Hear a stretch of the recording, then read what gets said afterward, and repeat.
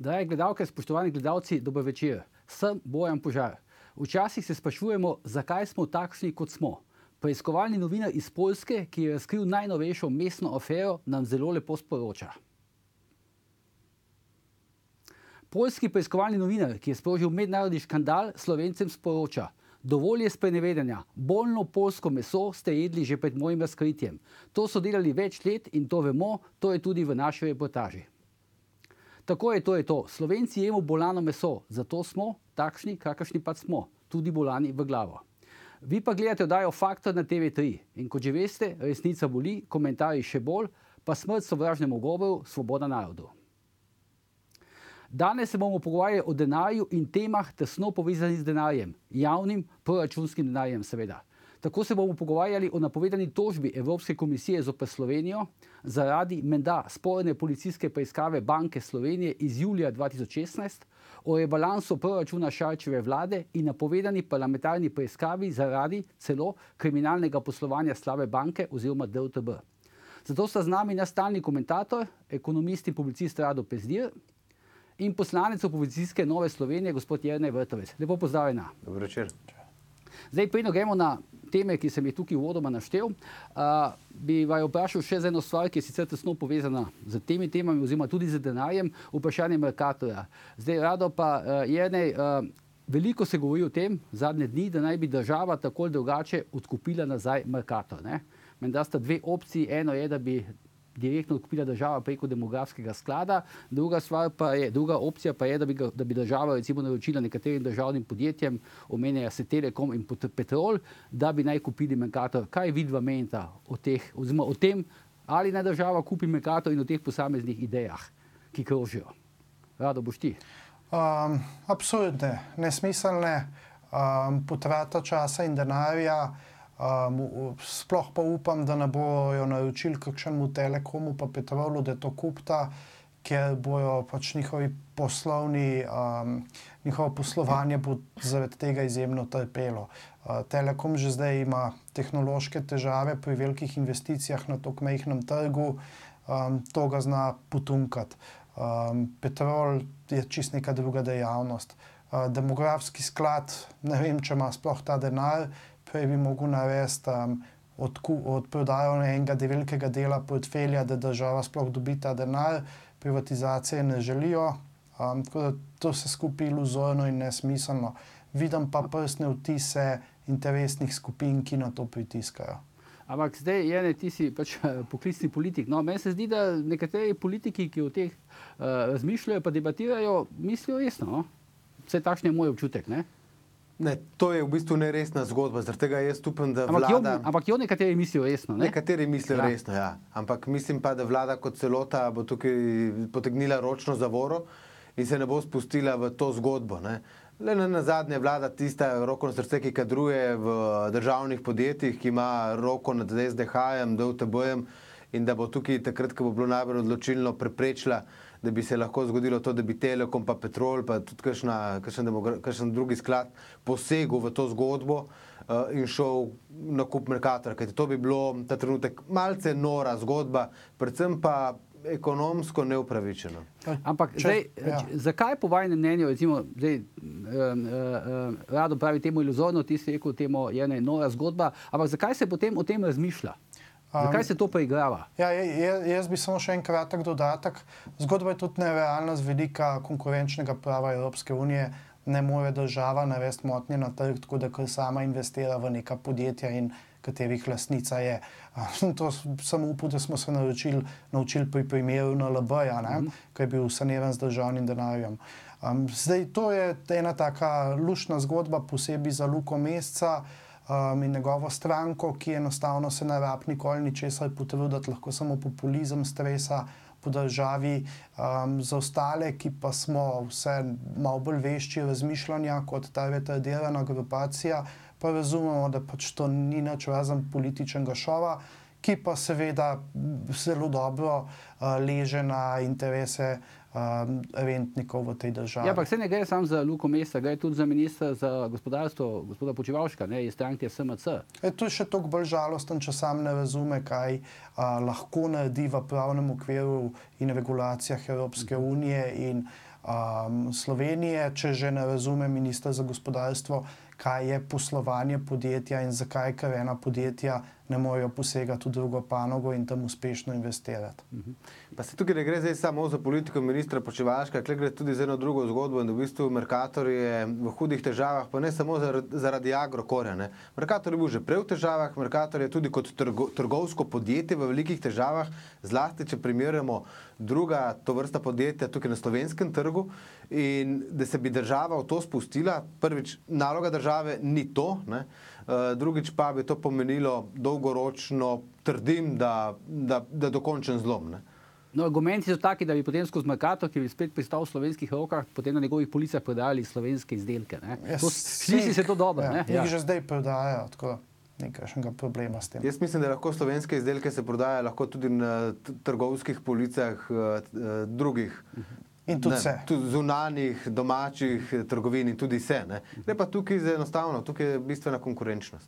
Koliko je bil dober Mercator za slovenske proizvajalce, pove, da je imel skritega, preden je zadeva počela 1 milijardo poslovnega dolga, da so imeli, mislim, da okoli 200 dni plačilne roke, se pravi, malo je manjkalo, da bi potegnili celo slovensko gospodarstvo, se pravi, proizvodno in distribucijo hrane za sabo.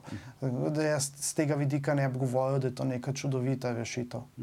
Dobro, zdaj predlagam, Jene, če imaš še kaj dodati, drugače pa predlagam, da gremo na te teme, ki smo jih nekako predvideli. Zdaj ta napovedana tožba Evropske komisije zoper Slovenijo zaradi tistega kriminalistične preiskave Banke Slovenije pred približno 2 leti in pol, skoraj 3 leti.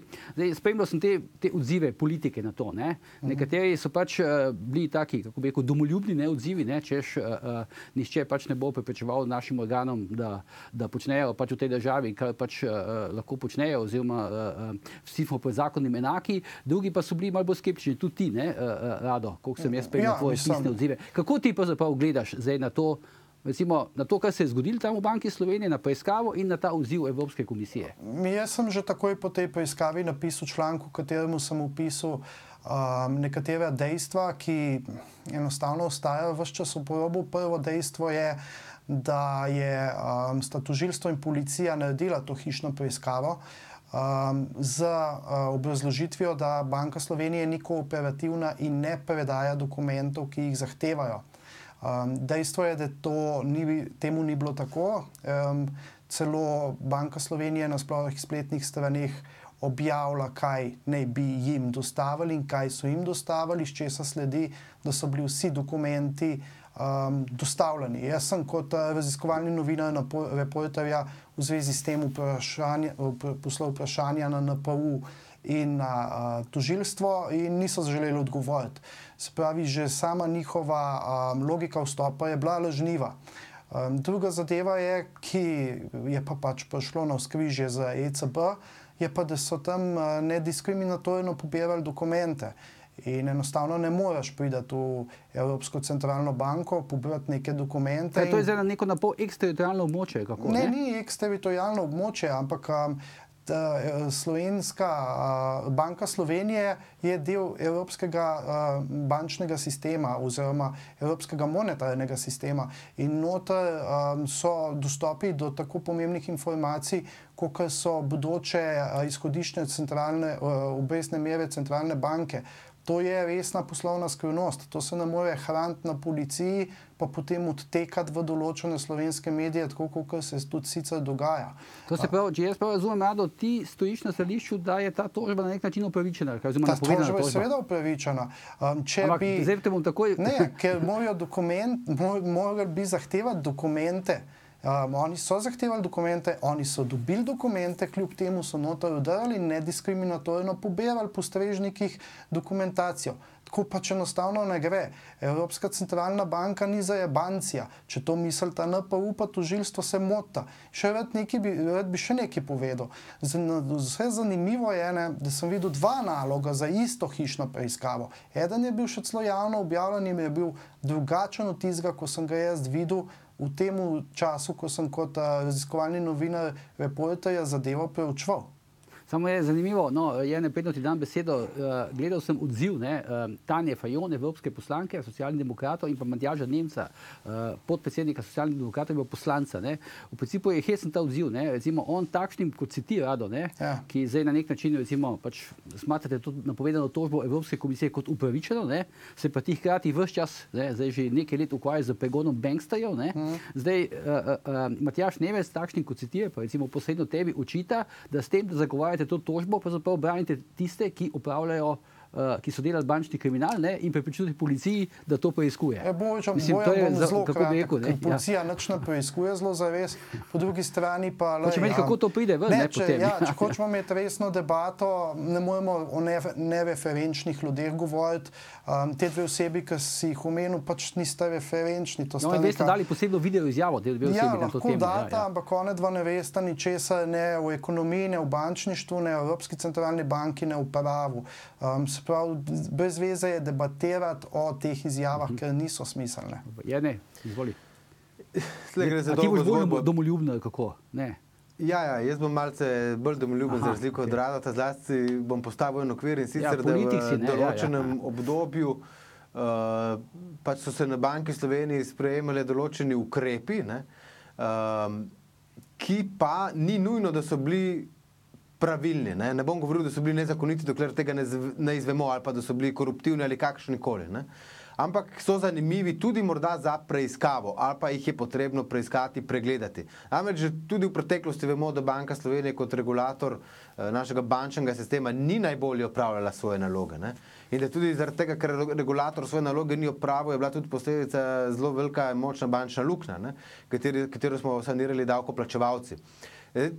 To drugo preiskovanje, kar se tiče leta 2013, končne sanacije bančnega sistema, jaz sem bil eden med tistih pobudnikov, ki so v državnem zboru večkrat apeliral na to, da bi lahko Računsko sodišče kot državni revizor vstopilo v Banko Slovenije in naredili ne samo delno revizijo, ampak popolno revizijo. Zdaj bo vstopilo. Kajti včasih imamo občutek, da je Banka Slovenije se dejansko obnaša kot država v državi. Vsaj kar se nas v odnosu do parlamenta zdi. Če pa so bili katerikoli sumi, na kakšen način, s kakšnimi postopki in kako so vstopili policisti, kriminalisti v Banko Slovenije, potem je se to razišče na enem drugem področju. Ampak če so bile v ključnih trenutkih nepravilnosti strani Banke Slovenije, je prav, da se to razišče. Imamo pač takšno policijo, kot jo imamo. Tudi sam trdim, ne najbolj optimalno. Ampak ne moramo pa kar a priori reči, da določeni elementi niso za preiskati oziroma niso za pregledati. Kajti so bile določene sumljive okoliščine tudi iz leta 2013. Zdaj to drži verjetno, na nek način, Rado, kaj zdaj je ne pravi ali ne? Drži, da obstaja dvom v temu. Ta dvom je pa treba seveda testirati. Jaz bi povedal en fragment te zgodbe. Se pravi, glavna logika, zakaj je prišlo do teh hišnih preiskav na Banki Slovenije, je seveda ideja, da so bili prenosi iz bank na DUTB narobe izračunani, kar je posledično naredil cel plaz. Se pravi, negativen kapital v bankah, povezanje podrejencev in sanacijo na način, kako smo jo videli. In ključen argument pri temu je bil, da so te odpisi bili izračunani mimo računovodskih standardov.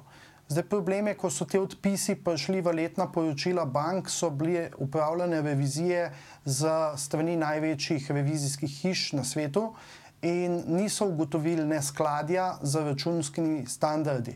Se pravi, po tej logiki odpisi terjatev niso bili napačno narejeni.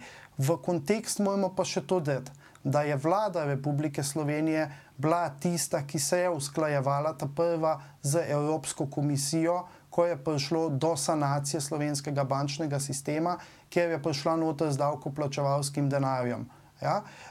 Kar seveda pomeni, da ne moremo danes preiskovati Banko Slovenije, ampak je tukaj še kakšna druga zgodba. Evropska komisija je tukaj, vlada Republike Slovenije, Ministrstvo za finance. Ta isto Ministrstvo za finance, ki je naredilo tak zakon o odpisu podrejenih obveznic, ko ga je naredilo in zaradi česa je tudi padel na Ustavnem sodišču v tem delu.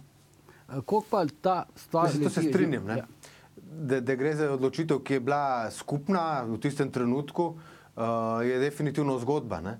Ampak ključno je še ena druga stvar, ali je bil ta sistem, ki ga je sprejela Slovenija, ne, v okviru tako imenovane slovenske trojke, ne, vlada, Banka Slovenije in finančni minister, tako je Alenka Bratušek svojo ekipo pomenovala, ali je bila ta zgodba na takšen način, ki smo jo sprejeli, najbolj optimalna v tistem trenutku. Ne. Eni spet govorijo, oziroma so sumi, ne, da je bil sistem, ki ga je sprejela Slovenija, bil pripravljen za nekatere druge države, pa ga potem niso sprejele, ne. Mi smo ga sprejeli.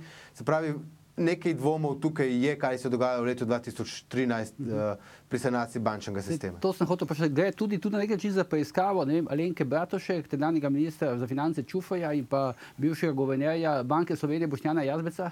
Ja, seveda, pa tukaj v tej igri in še ECB in Evropska komisija. Ne? To ni zdaj, da je Boštjan Jazbec zjutraj zbudil pa rekel, jaz bom ekstra zlobno vse povezal. Zdaj, rado moram te prekiniti, gremo na oglase, pa se potem vrnemo točno tam, kjer si končal. Ne?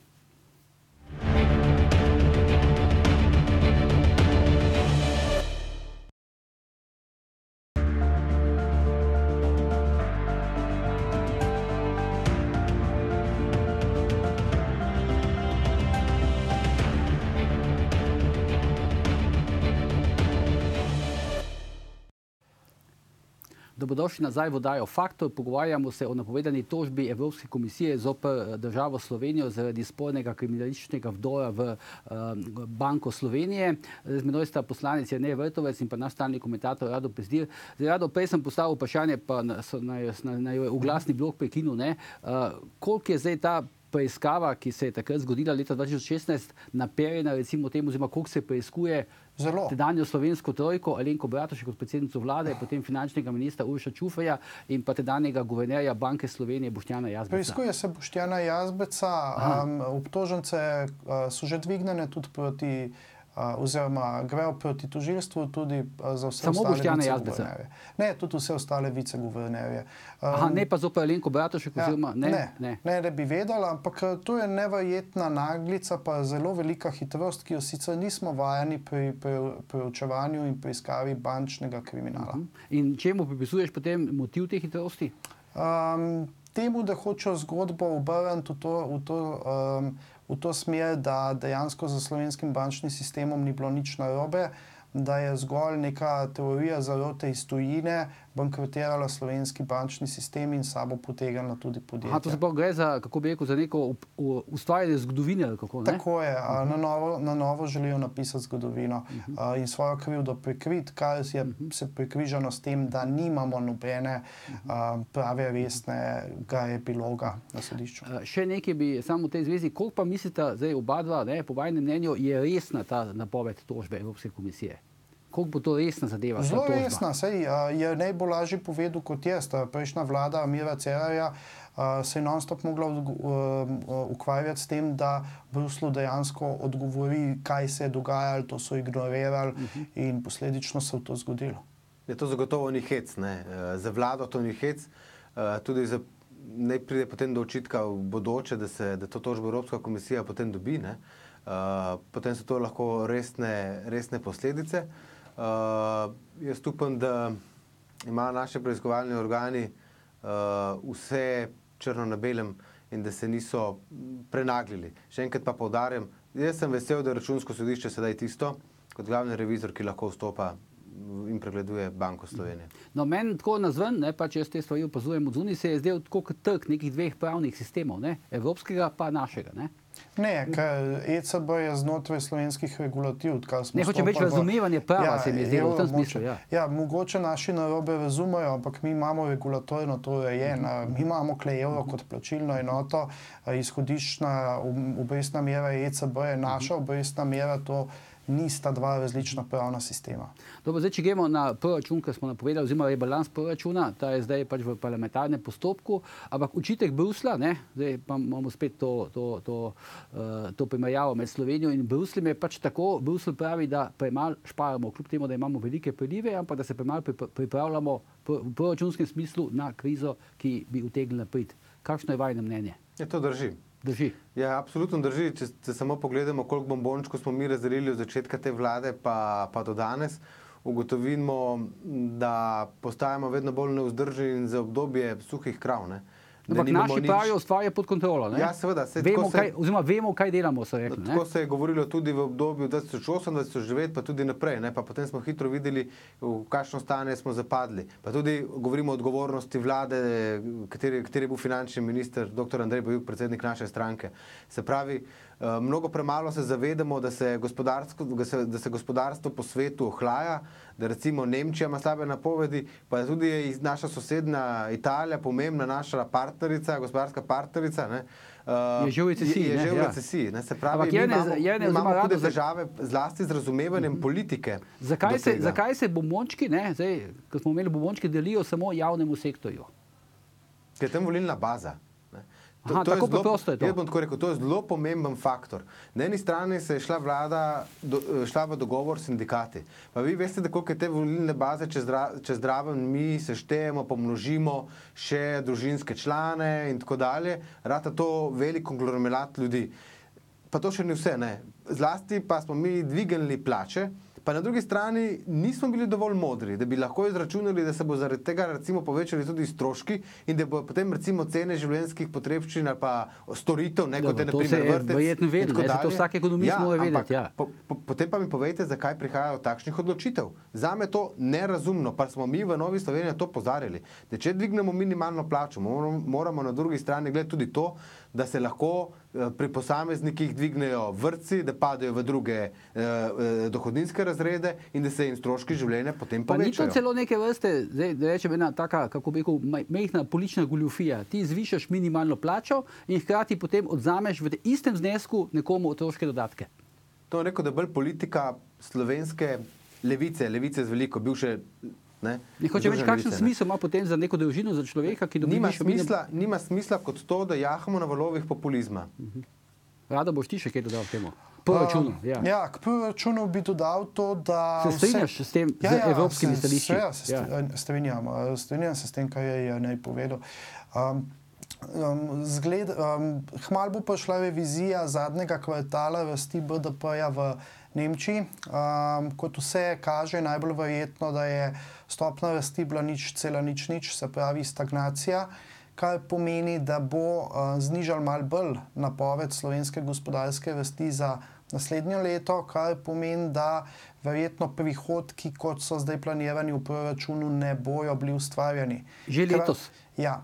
Hkrati je pa država sprejela neke nove obveznosti, za katere se bojim, da jih ne bo možno čist enostavno izpolniti, če ne bojo skršili fiskalnega pravila. Kršitev fiskalnega pravila pa lahko pelje v problem, ne v nek pravni problem, ampak v problem tega, česar mi nikoli nismo razčistili, in se pravi, to so pa nastavki, ki so sprožali javnofinančno krizo v Sloveniji. Naj omenim, da gospodarsko krizo smo razčistili, podjetja so se razdolžila, bančno krizo smo razčistili za sanacijo bank, javnofinančnih konstrukcij pa nismo. Zdaj dovolitev je še 3 leta in pol, praktično smo na začetku mandata. Kdaj ta opozorila o neki prihajajoči krizi vsak dan prihajajo? Kdaj bo to fiskalni svet opozarja? Kdaj bo to vlada začela nekako resno imati? Jaz bi samo premaknil fokus debate v to smer, da to, kar je zdaj Šarec naredil, da je tako radodarno nekaj obljubil, kar ni nujno, da se bo resničilo, ker javni uslužbenci že prej niso videli obljub od Drnovška dalje uresničenih, je bolj stvar stabilnosti same koalicije. Prav minimalna plača, ki je vprašanje levice, se pravi izven koalicijske stranke, potem so javni uslužbenci, ki je vprašanje SD, potem so upokojenci, ki so vprašanje Desusa in SAB-a. In v temu premisleku moramo videti, zakaj je prišlo do tega dviga. Zato je odsotnost kakršnekoli ekonomske in makroekonomske kalkulacije pričakovana. Dobro, jaz bi na tej točki vseeno prekinil debato okoli proračuna, pa gremo na napovedano preiskavo, da nas čas ne bo, kako bi rekel, zabasal. Gremo na napovedano preiskavo, parlamentarno preiskavo slabe banke, poslovanja slabe banke oziroma DRTB-ja. Ti boš kot poslanec predsednik te parlamentarne komisije, ne? Ja, zdaj seveda, to še ni potrjeno. To bomo Ja, v medijih piše, da boš. No, zaenkrat, kot kaže, sem edini kandidat. Tudi jaz sem bil tisti, ki sem pripravil gradivo za to preiskovalno komisijo, tako da običajna parlamentarna praksa je ta, da tisti, ki da pobudo, pripravi gradivo, tudi potem to komisijo vodi.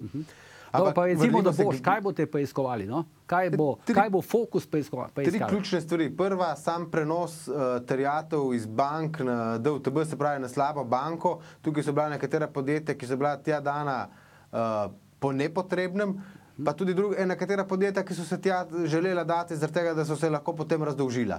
Ena med ključnih stvari pa bo tudi to, ali prvotni dolžniki... Oboje to je sporno, če pa razumem, ne? Ja, glede, to so sporne prakse, ne? Seveda. Zdaj, druga stvar, pomembna, je to, ali prvotni dolžniki postajajo končni lastniki podjetij. Imamo kar nekaj primerov, ker se je to potrdilo.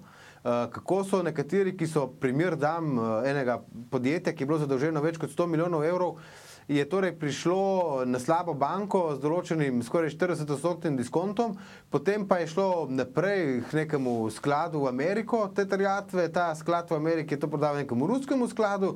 To misliš ACH in Rigelnika, ne? No, recimo, ne? Recimo. No, potem po številkah so potem so pa te fante tukaj ustanovili v Sloveniji, so imeli posebno podjetje, ki je preko ruskega denarja, ruske banke nazaj odkupil te terjatve, in se nazaj prišli do tega podjetja. Če mene to vprašate, to je v nasprotju zakonodajo. In to boste preiskovali? Mi bomo to preiskovali. Ampak še ena ključna stvar pa potem je, kaj bomo preiskovali. Jaz sem vesel, da bo strokovni sodelavec tudi Rado Pezdir. In sicer ta, da ali prihaja nazaj v Slovenijo denar iz davčnih oaz, kjer smo ga v času tranzicije, tudi v obdobju kopanja bančne luknje, so ga naši vrli veljaki spravili, ali ta denar prihaja sedaj nazaj za odkup terjatev na slabo banko. Imamo indice, da se to dogaja. Sicer si jaz nekaterih zgodb ne morem razložiti, ki se ponavljajo, zlasti preko nekaterih skladov, ki imajo sedeže na Cipru. Mi želimo ugotoviti, kdo so te skladi, kdo so ta podjetja, offshore, tako imenovana offshore podjetja na Cipru, na Kajmanskih otokih z veliko denarja, preko katerih potem se tukaj v Sloveniji odkupujejo terjatve. Zdaj, mimogrede, za policijsko varstvo si že zaprosil, zdaj po vsem tem, kar slišim. Zakaj, da ga ubijajo ali kaj? Ja, ne vem, vprašam, ja. Ne, nisem pa tudi ne bom. Kako? Mislim, slovenska policija pa resno prosiš, da te varuje. Druge, po mojem, ta hip ne moreš zaprositi. No. Rado, veliko teh stvari, v katerih je zdaj ne govor, da jih boste preiskovali, ti, po mojem, že veš, ne? Mislim, vemo neke indice, vemo, da so odzunaj ena vprašanja, ki so zelo pomembna, ki jih moramo razrešiti. Predvsem moramo nedvoumno razrešiti, kaj je bilo s prenosom terjatev, načina prenosov terjatev. Potem je treba ugotoviti, ali so prvotni dolžniki sami sebe odkupovali iz slabe banke, in treba je ugotoviti nekatere zelo resne zgodbe, nekje padajo indici, da gre tudi za kriminalne združbe in njihov denar pri odkupu terjatev. Nekje se kaže, da bi mogoče spet prišlo do možnosti pranja denarja, se pravi, zgodb je dovolj. Jaz sem zelo vesel, da je Jernej se odločil za to komisijo, ker je logično nadaljevanje Logarjeve komisije. Posebej pa sem zato vesel v kontekstu tega, da je naša policija prezasedena z proizvodnjo in preprodajo narkotikov. Konoplje, ne? In nažalost ne morejo preiskovati bančnega kriminala. Zdaj, koliko vem, tudi soproga ni bila najbolj navdušena, da si se lotil tega dela, ampak vidim, da dobijo že tudi različne grožnje strani odvetniških družb, Nataše Pirc-Musar, ki te že naprej opozarjajo na razne stvari. Zdaj bi prosil sam, da pogledamo tisto, kar si objavil na socialnih omrežjih. Že naprej vidim, da moraš dajati neke popravke in opravičila. Tukaj gre, mislim, da zadeva v KLI Logatec, drži? Je, ne? Prosim? Mislim, da gre tukaj za zadevo KLI Logatec, Tisto sporno preprodajo zemljišč, kjer se je v hipu zgubo 1 milijon evrov. To pokličite Natašo Pirc-Musar ali pa KLI Logatec, pa jih to vprašajte, ne mene, ker ne bom za to odgovoril, ker nočem še enkrat dobiti kakšnega dopisa, kakšne odvetniške družbe, za koga tukaj gre. Hitro je začel prihajati, pravi. To je vse pričakovano. Jaz samo lahko v kamere povem, da se jaz opravičil ne bom, ker se nimam zakaj opravičevati in stojim za svojimi besedami. In pričakujem še naprej od odvetniških pisarn, subjektov v postopkih in tako naprej, še naprej različne pritiske, ampak trdno stojim za tem, da bomo mi dogajanje na slabi banki preiskali. In ga bomo res preiskali. Ker materijala je ogromno. Mi smo rešili davkoplačevalci bančno luknjo. Sedaj pa delamo novo luknjo na določen goljufljiv, netransparenten način. Pa vam sam to povem. A je za normalno demokratično državo mogoče to, da imamo mi problem s Faktorjem Pro banko, tem dobimo bančno luknjo, jo davkoplačevalci saniramo, potem pa te dve instituciji skupaj z ljudmi pripojimo slabi banki. In isti ljudje, ki so sodelovali prej pri upravljanju, pri postopkih in tako dalje, sodelovali pri nastajanju bančne luknje, dajanju slabih kreditov in tako dalje, recimo v okviru Faktor banke, so danes tisti, ki so zaposleni na slabi banki in se ukvarjajo s temi istimi terjatvami. Zame je to nepredstavljivo. Nam se dogaja država v državi ta trenutek preko slabe banke in jaz trdim tudi to, da recimo politika nima enotnega, celovitega pregleda, kaj se dejansko v slabi banki dogaja. Zdaj, ti si ene poslanec opozicije, poslanec Nove Slovenije, ne? Ja. Zdaj, vsej ne vem, kaj ne rečem, 90% teh imen, ne, pa teh družb, ne, ki jih boste pač preiskovali, sodijo med to tranzicijsko levico. Ne? Ali bo šlo pač tako je? No? Ali bo šlo tukaj zdaj za nek politični obračun tudi? Misliš, da ti bodo potaknili, da gre za politični obračun? Kako se boš pa soočil zdaj s temi? Ker do tega bo verjetno prišlo v medijih. Ne? Kakšen odgovor imaš pa na to? Ne, jaz tukaj ne bo šlo za politični obračun, zagotovo ne. Na začetku slabe banke je bila to naša vlada. Desna vlada. Desna vlada je bila. Imam tudi za tiste, ki so bili takrat v upravnem odboru po do sedaj znanih podatkih številna vprašanja. In vabila že, ne? Kako, ne? Ja. In recimo imam ideje za vabila, sveda, ne? Ampak mi smo slabo banko ustanovili z določenim namenom, ta je bil dober namen, se pa kaj kmalu potem spridilo tudi v obdobju, ko so bili tukaj gospodje iz Švedske, ne povem to, da je ACH se takrat dogajal, ne? Ko smo imeli mi upravni odbor, vodstvo je bilo Švedske pa Finske. Se pravi, tudi v tem obdobju. Ne gre za politično zgodbo, ampak gre za zgodbo dejansko, da preprečimo nastajanje nove luknje, ki bo slejko prej večja kot milijarda evrov. Se pravi, da se določeni posamezniki ponovno lahko prislužujejo določenega števila denarja.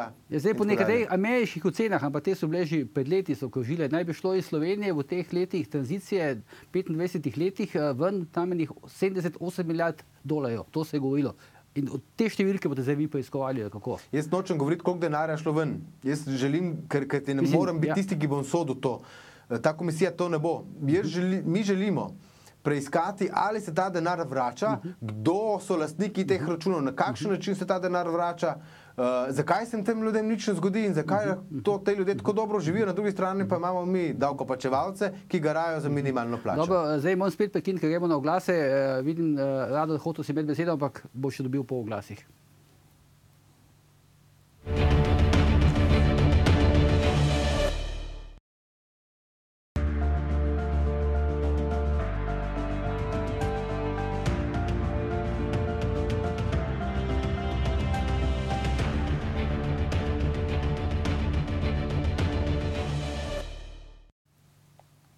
Dobrodošli nazaj v oddajo Faktor, pravkar se pogovarjamo o napovedani parlamentarni preiskavi poslovanja slabe banke. Zdaj, Jernej, kot bodoči predsednik, praviš, ne boste se ustrašili, ustrajal boš do konca, ne bodo te preplašili bodoči preiskovanci. Ja, tako je. Tako je. Mi, ki bomo preiskovali dogodke na slabi banki, smo trdno zavezani k temu, da bomo s stvarem prišli do dna. Te stvari se niso dogajale 30 let nazaj, niti ne 5 let nazaj. Te sporna dejanja se dogajajo danes, tukaj in zdaj. Zaradi tega je naša odgovornost, da to preprečimo, kajti niti še nobeni drugi organi pregona niso vstopili na to področje. Zdaj, čeprav jaz razumem, ti boš eden od stebrov te preiskave. No, mene je prosil. Ti imaš že izkušnje, ne? Ja, mislim, Jernej me je prosil, če bi z njim sodeloval, ker sva dobro sodelovala že v prejšnji preiskovalni, seveda pa ni odvisno samo od mene, ali bom v komisiji delač od tega. Dobro, jaz vam obema želim prijetno in pa seveda predvsem varno preiskovalno delo. Dragi gledalke in gledalci, to bi današnji 240. mestni in finančni Faktor. Mi pa se vidimo spet jutri v istem času in seveda ne pozabite, ni vseeno, kdo kaj reče.